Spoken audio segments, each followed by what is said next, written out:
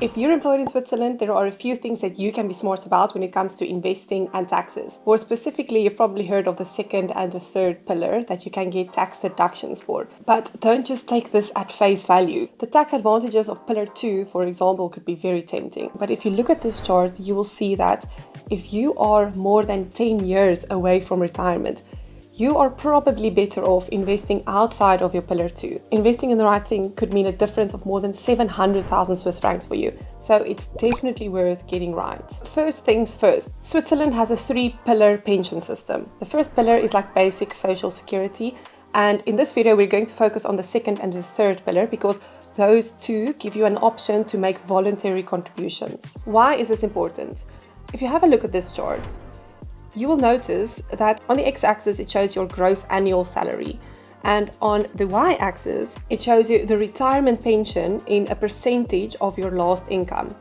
So as your income increases, you are less covered as a percentage of your income by the pension system, by the first and by the second pillar. And the second pillar is the compulsory one that you and your employer contribute to. The dark green part is a gap that exists due to you not sufficiently being covered by the first and by the compulsory portion of the second pillar.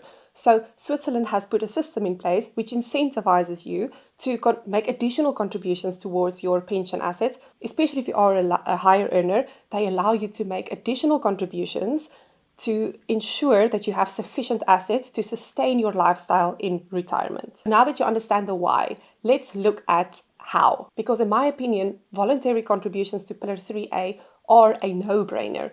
Yes, there are some restrictions around that you should be aware of in terms of when you can withdraw it. But the tax advantages that you get from this, for me, is a no-brainer because you can select the underlying investments. So you get the benefit of getting a tax deduction, but also you can choose to invest this in a way that you want to. There is limitations around how you can't, for example, invest it in private companies, but the options that you have are quite nice. In the long term, this Pillar 3A can grow a lot. If you're thinking, I already have everything covered in my Pillar 3A because you have been contributing to this. With the people that do my course, even if they already have a Pillar 3A, I've noticed the 3 big mistakes that they make. The first one is they contribute cash to their Pillar 3A, but they never allocate it towards investments. So it actually doesn't grow over time. And because these are long-term investments that you will keep until retirement, you should be investing this money. Please don't make that mistake. The second mistake that they make is they use high-fee service providers. The big traditional banks in Switzerland that provide Pillar 3A solutions are high-fee compared to the more tech-focused providers.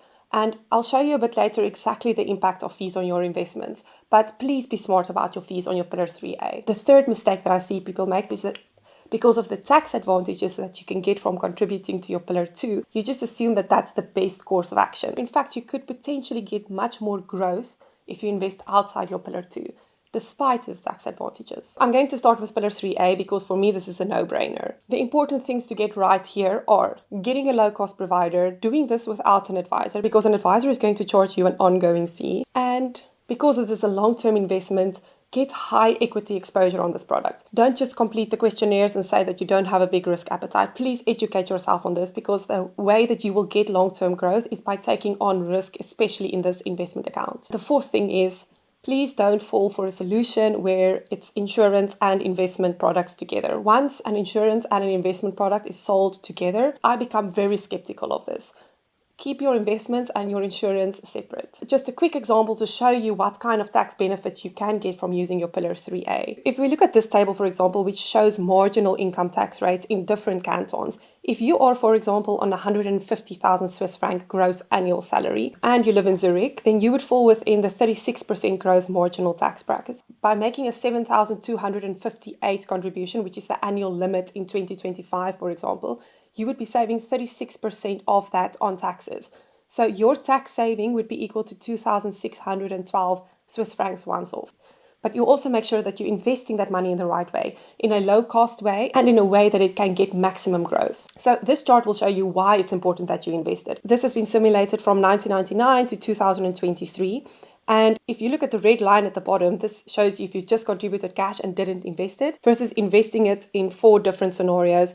Best timing at the beginning of the year, at the end of the year, or at the worst timing. You will see that the difference could be 200 to 300,000 more if you had invested this money rather than holding it in cash. Why are the fees so important? Have a look at this chart where I compare two investors. Fee Smart Fran, which is in green, and High Fee Holly, which is in blue. If you are a Fee Smart Fran and you are smart about your fees, you don't use an advisor and you use a low-cost provider and you max out your Pillar 3A annual contributions every year. In this case, we're just assuming it remains the same as the 2025 limit. Then over a 30-year timeline, you would have 108,000 francs more than someone that went for a high fee solution and paid 1.5% extra fees. It might seem like 1.5% is not a lot, but that easily happens with an advisor taking 1% and your fund solution that you're invested in taking another 0.5%. In this case, 1.5% means 108,000 francs less. So please be smart about your fees. The other tips that I can share with regards to Pillar 3A is make your contributions before the 31st of December so that you can qualify for the tax deductions within the tax year. But also, if you're only looking at this video in January or February, then it's also better for you to make your contributions at the start of the year versus waiting until the end of the year. And this is purely based on historic data. Of course, we can't guarantee that the market will do the same thing in future, but this is what the data from the past shows us. If you are currently invested with a high cost provider, you can move your Pillar 3A over. You can transfer the whole amount to a low cost provider. And this would definitely make sense because you have now realized the impact of fees. There are also some other tips that you can be smart about, as staggered withdrawal of your Pillar 3A and a few other things that I mentioned in my Tax Smart Investing course in Switzerland. I've linked that in the bio if you're interested in doing that. And if you are completely lost and you have no idea where to start, this course will also help you. Now let's talk about Pillar 2. As your salary in Switzerland increases, you are allowed to make additional contributions to fill the gap in your pension, and they allow you a tax deduction for those contributions. And as I said, this can seem very tempting because of the tax breaks that you get, but you have to also keep in mind that there is an opportunity cost associated with putting that money into an investment that doesn't grow as much versus paying your full taxes, not taking the tax break, but investing it somewhere where it can grow much more in the long term. Let me explain. If we have a look at this simulation, in this case, this is someone with a gross annual salary of 530,000, and they have 200,000 that was paid out as their bonus, and they want to invest this in the best way. In this case, we want to look at their income tax brackets and also consider their marginal tax rates, because we want to look at this 200,000 that they could be deducting from tax. What is the tax saving that they'll get from this? So if you look at the calculator, we'll put in 30,000 francs. 30,000 francs would fall within the 500,000 bracket, and then 100,000 francs will fall within the next bracket, and then we're left with 70,000, which is within the third highest bracket. And then we calculate the tax saving on that.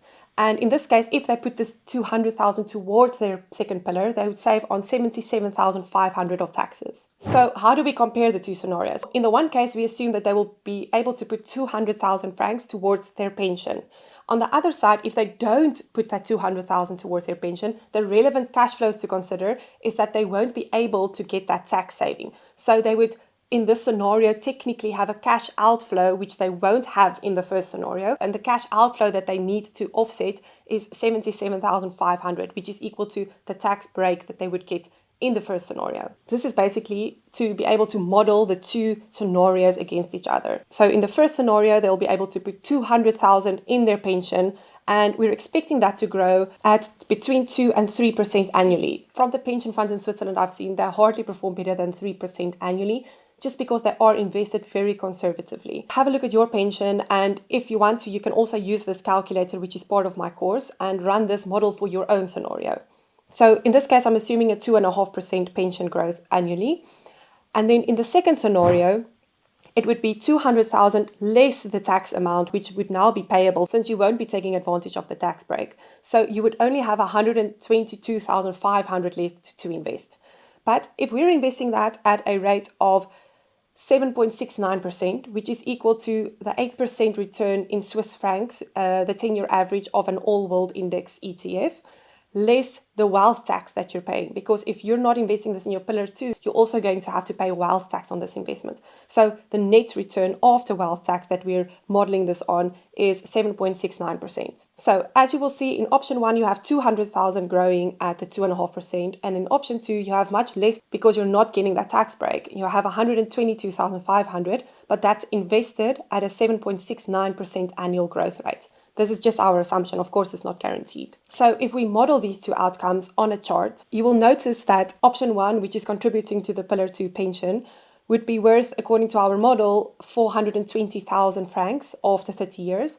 And option 2, which is paying more tax but having higher growth, would be equal to 1.1 million in 30 years' time. That's more than 700,000 francs difference, which is a massive difference. And that's why it's very important to get these decisions right early on. It's kind of counterintuitive because you're not saving on those taxes, but you're getting much more growth in the long term. And also notice the 10-year break-even point. So in the scenario, for example, if you are less than 10 years away from retirement, you will be better off in the pension solution by taking the tax break now and investing it conservatively, versus if you are more than 10 years away from retirement, then you should potentially consider if you won't be better off investing outside your pillar 2. But you can use this calculator exactly for your scenarios, put in your expected returns on both your pension fund and on your alternative investment, put in your marginal income tax rates, and consider your age, and this will hopefully enable you to make the right decision. My Tax Smart Investing course in Switzerland looks at both Pillar 2 and Pillar 3A and what's the best way to invest in these,